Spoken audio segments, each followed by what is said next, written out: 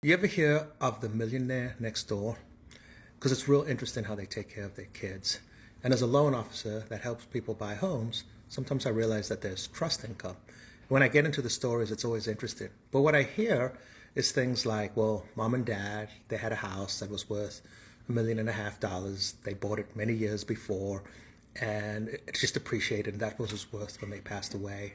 And they had bought a lake house or a beach house that maybe was worth $1 million in the end.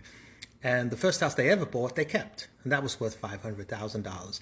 So they had $3 million of real estate, and along the way they had contributed to their 401k. It had appreciated, and there were two of them, so they had a couple $1 million in the 401k.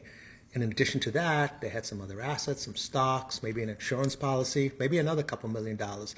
So when they finally passed away, their estate was worth, say, $7 million. And they didn't want to turn over the $7 million to their kids.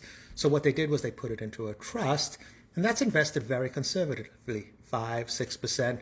But this trust is making between $350,000 and $400,000 a year. So if they have two kids, what they do is they say, okay, we've got this, say hypothetically, $400,000 a year.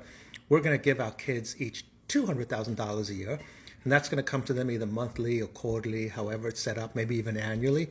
And the kids get to use that. But because the interest on the trust is coming in, that goes on for many years. In some cases, I even see that in perpetuity. The interesting thing about it is if the kids blow the money one year, the next year it comes to them. Also, if they get married or divorced or whatever, the spouse that they're divorcing has no access to the main source of the money. Whatever they pulled out, they can get.